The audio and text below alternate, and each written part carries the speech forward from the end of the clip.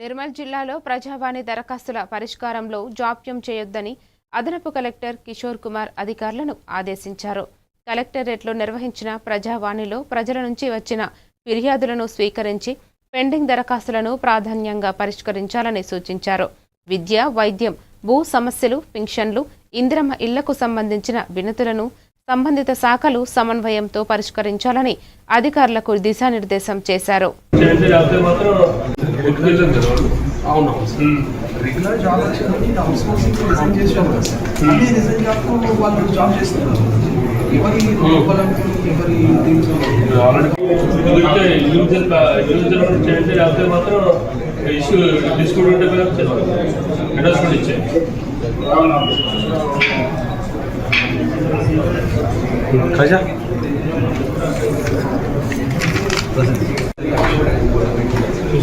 ఇచ్చేసారు